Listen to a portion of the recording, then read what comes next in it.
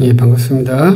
우리는 문병호 교수님이 쓴 30주제로 풀어 쓴 기독교 강요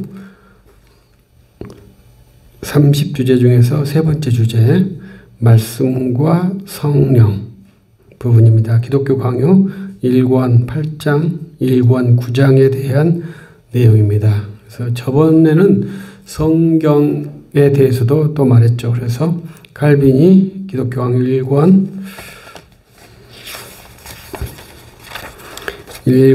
6장부터 9장까지는 성경에 대해서 말한다고 볼 수 있습니다. 그래서 우리는 하나님을 아는 인식론 구조, 두지식 구조에서 성경의 구조로 지금 칼빈이 전개하고 있습니다. 그래서 성경을 통해서 하나님을 아는 지식을 이루어 가야 한다.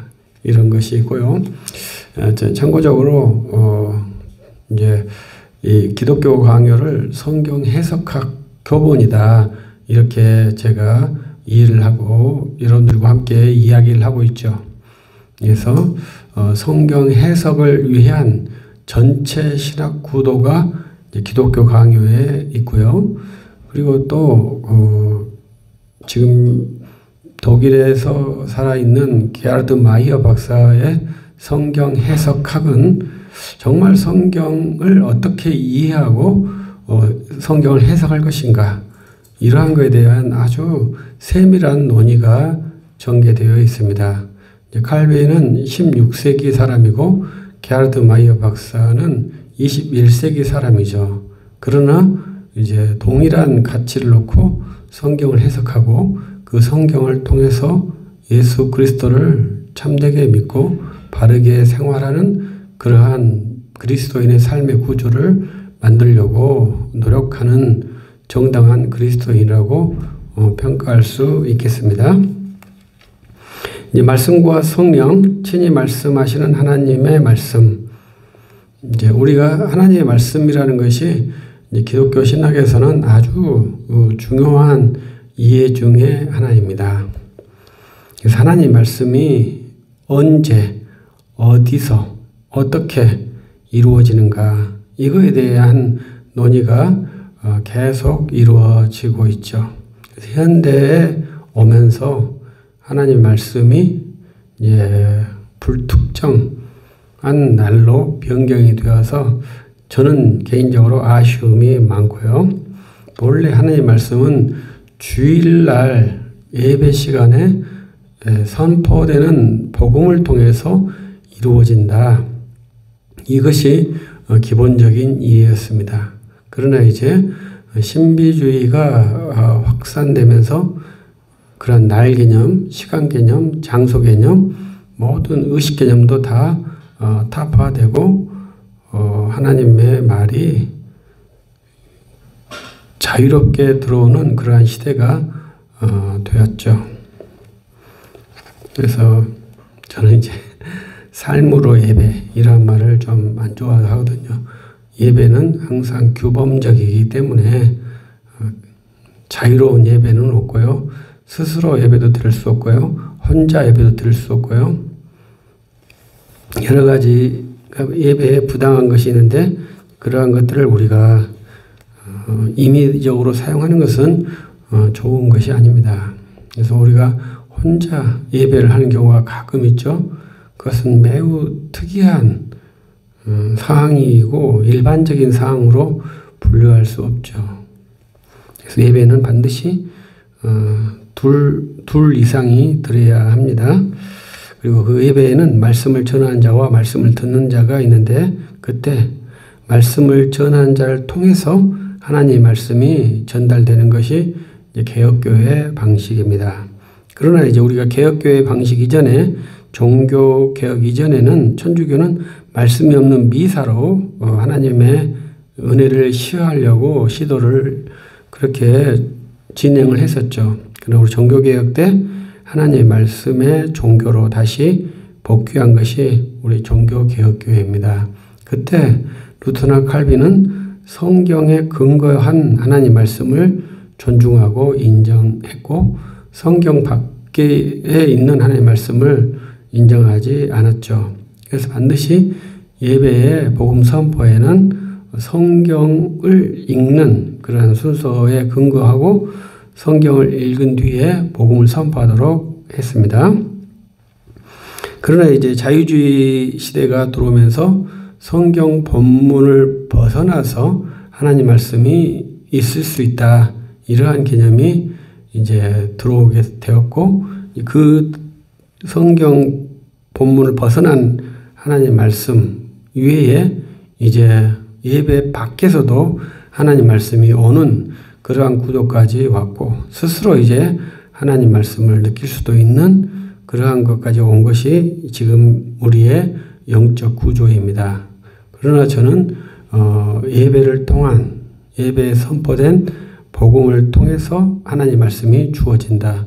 그때 성경을 통해서, 그 다음에 성령의 작용으로 그것이 하나님 말씀이 되는데, 그때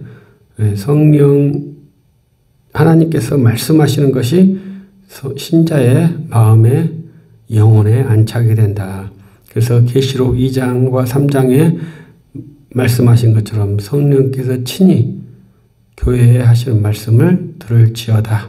이 말씀이 7번 반복이 되죠. 그러한 식의 구도를 한번 생각해 보고 있습니다. 그래서 하나님께서 어떻게 자기 백성에게 말씀하시는가? 그것은 예배에 주어진 시간에 주께서 자기 백성에게 말씀하신다. 이렇게 이해하는 것이 합당하다고 생각합니다.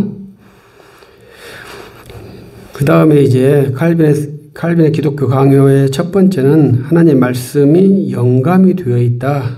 이것이 기록되어 있습니다. 하나님의 말씀이 성령으로 영감되어 있다.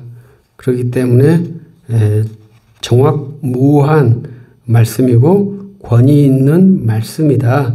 그래서 성경을 통해서 하나님의 음성을 듣게 된다. 이렇게 말씀하고 있습니다. 네, 이합주도 말씀했듯이 우리가 성경을 읽음으로써 하나님 말씀을 듣는다. 이러한 것이 좀 더 세밀하게 성경을 읽는 해석자가 전하는 복음을 통해서 하나님 말씀을 듣는다. 이렇게 하는 것이 합당하다고 생각을 하고요. 또 그 말씀을 바르게 듣기 위해서 성경을 읽고 연구한다. 이렇게 이해하는 것이 좀 더 은사적으로 합당한 배치라고 생각을 합니다. 그래서 목표가 정확해야 되죠. 그래서 성경을 바르게 해석하고 바르게 전하기 위해서 성경을 읽는 것과 성경을 바르게 해석해서 성경을 바르게 듣기 위해서 성경을 해석하는 것, 두 가지 목표가 좀 다른 방향을 한번 염두하는 것이 성경 읽기에 중요하다고 생각을 합니다. 이제 마지막 문장이 생명의 음성이 자기도 모르는 사이에 우리 마음에 스며들어 골수에 새겨진다. 저는 이 표현을 좋아합니다. 그래서 우리의 기억장치가 두뇌에 있다고 생각하는데 성경에서 기억장치는 골수에 있다. 이렇게 볼 수 있겠습니다. 그래서 골수에 있다고 하는 것은 가장 빠르게 움직일 수 있는 기억의 수단이죠. 그래서 우리는 하나님 말씀을 머리에 기억을 하는 것이 아니라 내 뼈에 기억시키도록 하는 훈련을 한번 하는 것도 유익할 것입니다. 그래서 우리의 진정한 기억장치는 골수에 있다. 상당히 멋있고 저교한 문장이라고 생각을 합니다. 여러분들도 기억을 두뇌에 한다. 이렇게 생각하지 마시고 뼈가 기억하도록 한다. 이렇게 경건의 훈련을 하신다면 괜찮을 것입니다. 성경의 자기 증거. 성경의 자증성이라고도 말하고요. 성경이 옳습니까? 틀리겠습니까? 성경이 옳다고 하는 것은 성령께서 보증하시는 것인데 성령은 보이지 않지 않습니까? 그래서 보이는 성경 스스로 증명하는 것을 성경의 자증성이라고 말합니다. 그래서 첫 번째, 성경은 태고성으로 자증한다. 그래서 성경은 가장 오래된 문서라고 말할 수 있죠. 그러니까 어떤 분들은 함무라비 법전이 가장 오래되지 않았습니까? 그보다 더 오래된 법전이 문자가 많이 있지 않습니까? 이렇게 말씀하기도 하죠. 그러나 성경은 지금까지 그대로 우리가 이용하고 있는 살아있는 문서고 활용되는 문서죠. 그런 함무라비 법전은 학문에만 활용되고 있는 그런 역사적, 어떻게 보면 고고학 유물이라고 봐야 되겠죠. 그래서 우리 성경이 가장 태고성을 갖고 있다고 봐야 할 것입니다.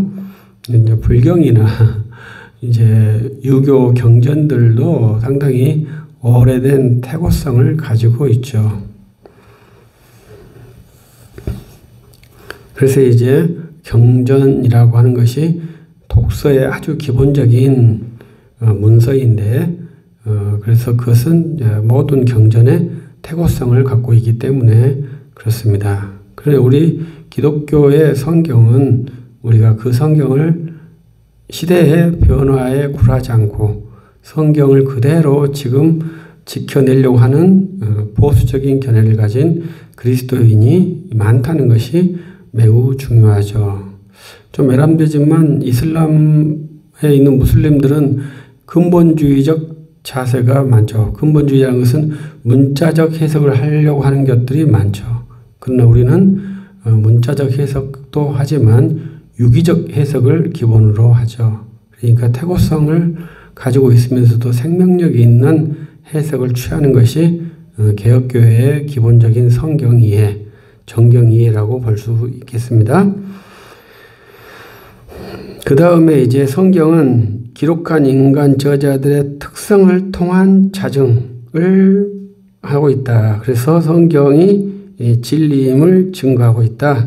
그래서 칼빈이 자주 사용하는 말이에요. 그 중에 하나가 모세가 자기 누이들의 실수를 말하는 것, 이런 것들, 자기 조상 레이의 실수를 그대로 말하는 것들, 이런 것들을 통해서 성경이 진리다, 이렇게 표현을 하죠. 그래서 과거를 왜곡하거나 과거를 은폐하거나 과거를 과장하지 않고 오히려 겸손하게 자기의 과거를 드러내는, 부끄러운 과거를 밝히는 그러한 것이 성경의 자증의, 성경이 옳은 문서다라는 자증의 한 것이라고 칼빈이 밝히고 있습니다. 그래서 복음서에서는 우리 베드로 사도의 실수가 얼마나 많이 등장합니까? 그때 베드로 사도께서 그 글을 다 보았을 것인데 그 글을 부끄러운 자기의 모습들을 그대로 드러냈다, 허용했다. 그것은 자기가 낮아짐으로써 그리스도께서 드러난다면 주의 사역자 그리스도인은 마땅히 그 일을 해야 하는 것이죠. 이러한 것들이 나의 옳음이 어디서 온가? 나의 옳음은 나의 합리가 아닌 주의 은혜에 있다. 이렇게 말할 수 있겠습니다. 세 번째로 성경의 저자들이 예언의 영을 받아서 이미 된 일뿐만 아니라 앞으로 될 일도 기록하였다는 사실이 성경의 자증성을 뚜렷이 부각시킵니다.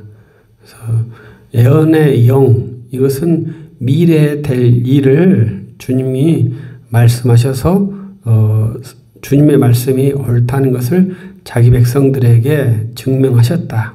이러한 것입니다.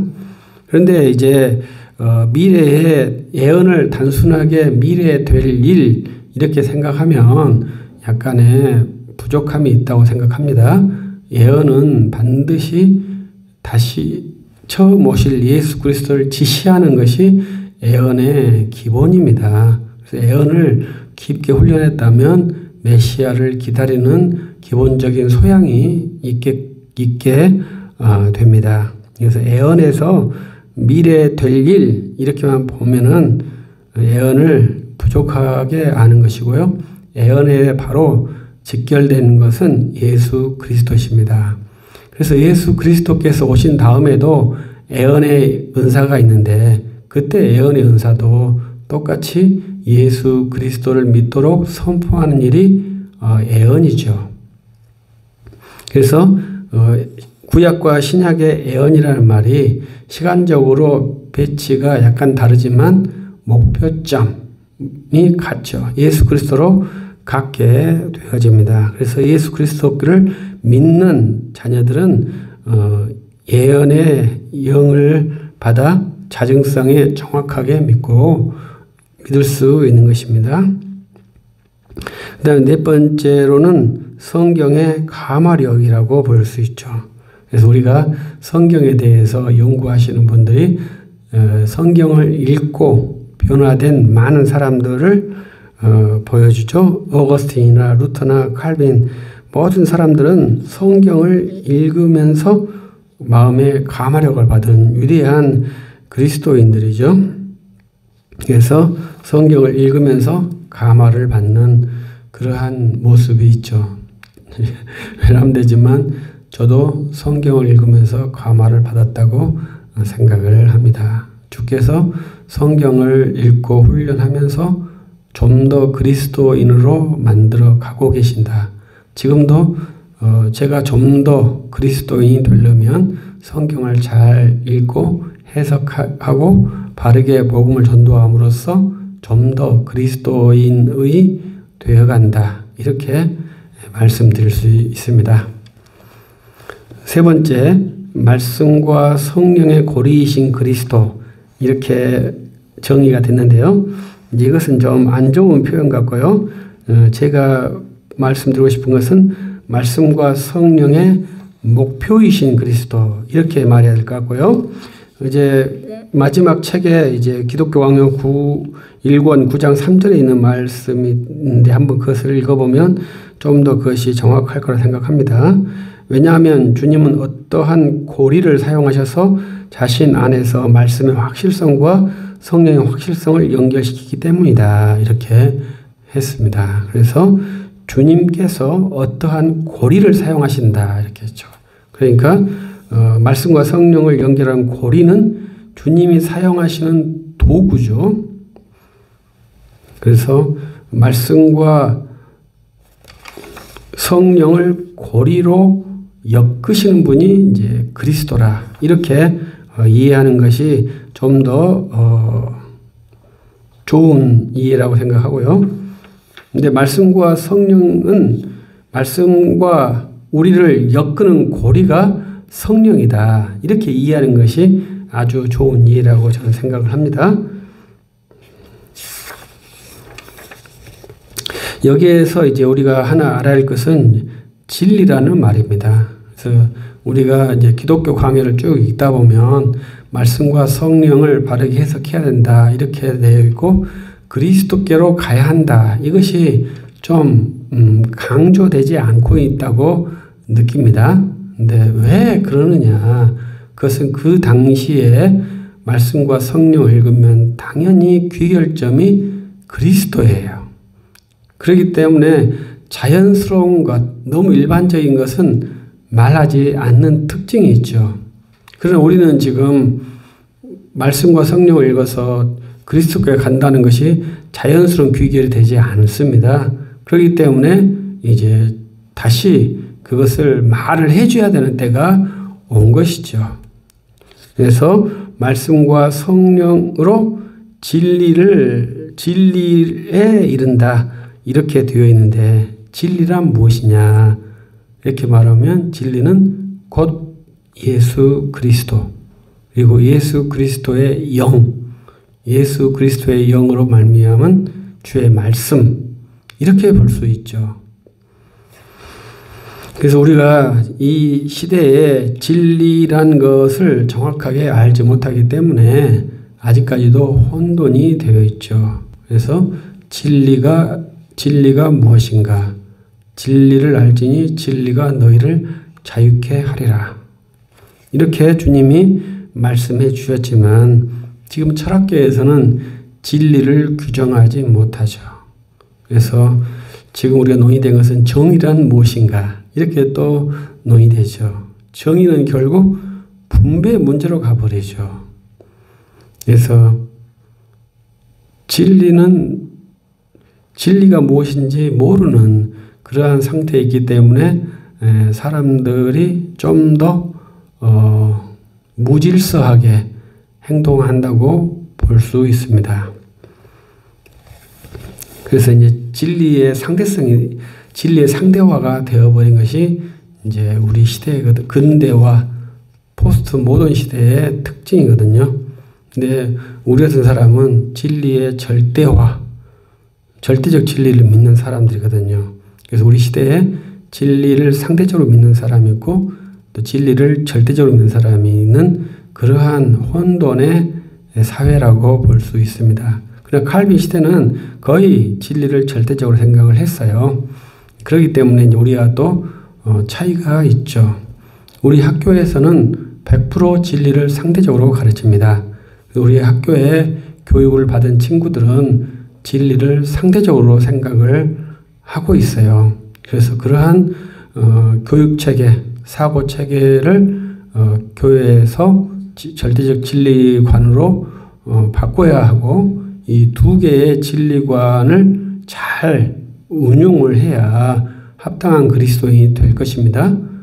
이제 교회에서는 절대적 진리관, 밖에서는 상대적 진리관 이렇게 양다리 할 수 없고요. 교회 안에서 상대적 진리관으로 혼합주의로 갈 수도 없습니다. 그러나 또 상대적 진리관의 세계에서 절대적 진리관을 강요하는 것도 문제도 있고 또 영향력도 그만큼 발휘하지 못하게 되죠. 그래서 우리가 매우 어려운 시대예요. 그때 주님이 말씀하시는 것은 지혜, 비둘기처럼 순결하고 뱀처럼 지혜로워야 되는 그러한 시대가 아주 긴박하게 와 있습니다. 그래서 우리는 진리에 대해서면 예수 그리스도라고 바로 거기다가 대입해 주고 싶어요. 그래서 말씀과 성령으로 예수 그리스도를 온전히 안다. 말씀과 성령으로 예수 그리스도를 믿는다. 이렇게 말해요. 그 지식이 곧 영생이다. 이렇게 말씀을 드리고 싶어요. 그래서 그리스도를 믿는 방식, 그리스도를 더 아는 방식은 성경밖에 없어요. 근데 그 성경이 그리스도의 온전한 지식에 이룰 수 있도록 하는 일을 성령이 하십니다. 그래서 성경을 많이 읽으면 그리스도인이 되는 것이 아니라 성경을 읽을 때 성령이 작용하셔서 그리스도인이 되는 것인데 그때 중요한 것이 말씀을 해석하는 설교자의 관계가 매우 중요하다는 것을 저는 이제 계속 반복을 드리죠. 왜냐하면 기독교 강요가 말씀 연구자, 해석자를 위한 교범이거든요. 그래서 우리가 그들이 이 말씀을 들고 복음을 선포하도록 하는 교범이에요. 그렇기 때문에 그러한 목적을 잘 이해하고 이 기독교 강요를 이해하면은 좋겠죠. 그래서 성경을 읽어서 주의 복음을 바르게 해석하고 복음을 전할 수 있는 그러한 능력이 있는 주의 사역자가 매우 필요하고요. 그 일을 위해서는 주의 사역자들은 기독교 강요를 꼭 읽어서 잘 간파를 해내어야 성경을 해석해서 선포할 수 있다. 이렇게 볼 수 있죠. 그래서 서두에 말씀했듯이 성경을 그런 식으로 해석하기 위해서는 게하르드 마이어 박사의 성경 해석학이 상당히 주요한 책으로 보인다. 그래서 저도 이제 기독교 강요와 게하르드 마이어의 성경 해석학 이 두 권을 잘 읽어내어야 성경을 해석할 수 있겠다. 이러한 이제 어떻게 보면 이제 확증이 아니고 막연한 이제 카테고리가 형성이 되고 이 두 권을 통해서 성경을 잘 해석할 수 있는 그러한 능력을 개발하려고 함양하려고 노력하고 있습니다. 목사 30년 차가 되어가고 있는데 이제 그러한 생각이 들어서 이제 어떻게 보면 저의 시행착오이지 않습니까? 이러한 것들을 이제 많은 사람들과 공유하면서 우리 후진들은 이러한 시행착오를 좀 더 줄여서 성경 해석할 수 있는 능력을 빠르게 함양하고 복음을 효과적으로 전도한다면 우리의 주이신 예수 그리스도를 온전하게 드러내고 그분의 능력으로 교회가 세워지고 그 교회에서 주의 이름이 선전되고 주의 이름이 땅끝까지 이르러 전파되는 그러한 복음의 역사가 있을 것이다. 이렇게 생각이 들어요. 그래서 우리 아주 기본적인 도서 기독교 강요를 개략적으로 문병호 교수님의 요약을 통해서 살펴보고 있고요. 이제 또 기회가 된다면 게하르트 마이어 박사의 성경 해석학도 조금씩 읽어가면서 살펴본다면 우리가 성경을 해석하는 방법, 이러한 능력을 길러서 이제 성경을 통해서 생명의 말씀을 증거할 수 있는 그러한 영적인 능력을 구비할 수 있겠다 하는 생각이 듭니다. 그래서 우리가 주님께서 우리 주신 이 성경이 우리에게 정말로 유익되는 그러한 말씀이 되고 또 많은 사람들이 성경책을 사기도 하고 읽기도 하고 많은 연구들이 있어서 이제 성경 결국은 우리가 신학을 해서도 성경을 해석한 결과의 산물을 내야 되거든요. 그래서 그러한 산물이 우리 교회를 유익하게 할 것입니다. 성도를 유익하게 할 것입니다. 강단에서 클래스룸에서 열심히 공부한 신학이 결국은 이 교회 강단에서 성경 해석으로 선포가 되어야 유익하거든요. 그냥 강단에서 배운 신학이 설교단에서 선포되면 그것은 신학교의 연장이잖아요. 신학교와 교회는 다르죠. 그래서 그러한 것들이 잘 유기적으로 연결되어서 효과를 발휘함으로 주의 자녀들이 영적으로 부유함을 얻을 수 있는 그러한 능력이 주의 사역자들에게 구비되고 교회에 주 예수 그리스도의 영광이 가득할 수 있기를 기대합니다. 마치겠습니다.